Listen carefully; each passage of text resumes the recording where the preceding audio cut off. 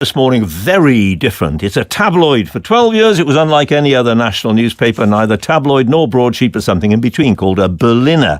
But it cost so much to print it, they finally had to call it a day. The editor, Kath Biner, is with me. Morning, Kath. Morning, John. And I must say, it's really tricky. I went to pick up The Guardian a few moments ago, and I couldn't find it. Change is hard, isn't it, John? Change is so hard. You just get so used to the idea of a paper in a particular shape, and then you see, and it was so different from all the others, and now it's a tabloid. I'm sure you'll get used to it in a few days' time. I suppose so, but it still won't be as distinctive, will it? It won't look as distinctive. I think it is pretty distinctive, actually. It's a really serious tabloid. It's got this beautiful pull-out section called Journal, which is about opinion and ideas. And it's got loads of brilliant columnists in and long reads, science, economics. Nothing lost. It looked, obviously the Berliner looked bigger. I'm not sure whether it really was actually bigger, but it looked bigger. We did a word count, and it's actually got a slightly more words in this newspaper than in the old one. You'll be pleased to hear. And size of pictures and all that. I know you've still got that glorious picture this morning of the Earth. Yes, we've still got Eyewitness in the centre spread, and I think because we've got more pages, you've actually got more opportunity to display photographs beautifully. Yeah. Now you did it because of money. Obviously, the Berliner was very expensive. Yes, I mean, I'll be honest that the main reason we did it was because it saves millions of pounds to print a tabloid like this. Well, it depends on how many we sell, but it's millions, whatever we sell. But I think tens of millions, or just a rough idea? Oh no, but millions. But several millions. Yeah, and it's certainly a decent amount. And I think it's given us a real opportunity to think about the role of Guardian journalism in society, and also the role of print. The role of print is very interesting because most of our readers, the vast majority of our readers, are online. We've got 150 million readers online. And so what then is the role of print when most people get their news from their phones or from other sources? And what is the role of a tangible physical object? But just this thing you said earlier about change the role of the Guardian, in what sense does the shape of the paper change in any way the role of that paper? And I think this just gave us a chance to think about it. What is the purpose of Guardian journalism on any platform? But specifically, what is the purpose of it in print? And that's when we thought of something tangible, perhaps something keepable that people might want to rip out or save or keep hold of or collect. And you'll see throughout the week that we've thought very carefully about that. Isn't the horrible reality, and I don't think any of us, most of us anyway, don't welcome this, that print not has had its day, clearly it hasn't, because millions of papers are still sold every single day, but is heading towards its demise? Well, people have predicted the end of print for as long as I've been a journalist. But and then the probably internet didn't exist when you started. With respect, I mean, it's not that long ago. It actually did. Peter Preston published the internet on The Guardian on the internet in 1994. So it did, actually.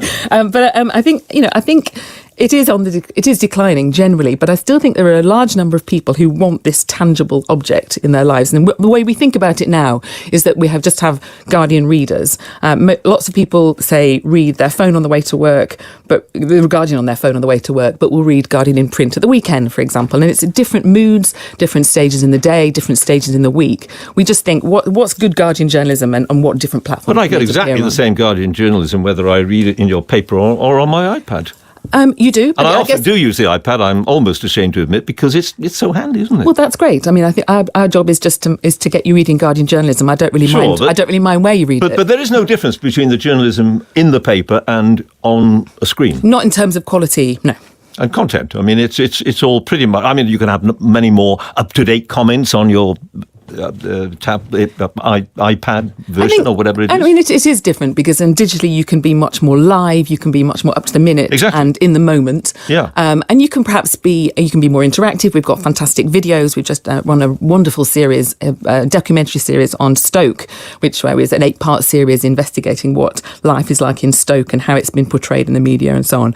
And you wouldn't be able to do that in print in the same way. So I think you just use different platforms to showcase different types of Guardian journalism. Wasn't it a massive mistake not to get people to pay for the online Guardian? I mean, if they can get it free, they'll get it for free, as you know. Well, I think, paywalls do work for some people, but they really don't work for everyone. And what we've done is we've established a sort of voluntary model for payment online.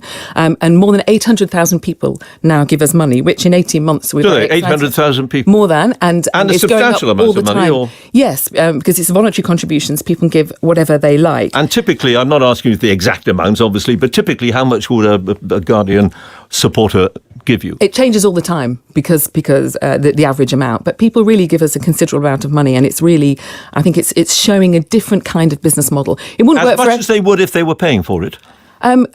Probably not as much as that, but potentially. And what it does do is keep the Guardian journalism as widely spread as possible, which is a really important part of our purpose. And I think it's a different kind of business model. It's not a kind of business model that will work with everyone. I think you have to have a strong mission for voluntary contributions to work. I think you have to have a very close relationship with your audience. And how much longer can you afford to keep well, I know there's plenty of money in the Scott Trust, but plenty of money, about $1 billion, isn't it? But how much longer can you go on losing money?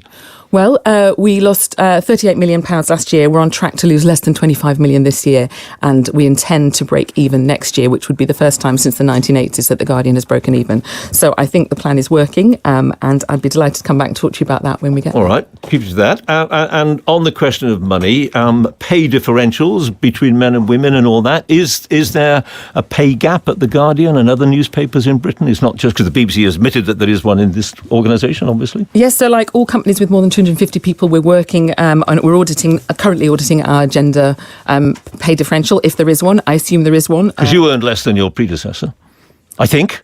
Tell me if I'm wrong. I'm very well paid, and I'm very happy with my salary, John. So, but I think I'm really glad that this issue is on the agenda, actually, because I think this gender pay gap reporting is a real instrument for social change.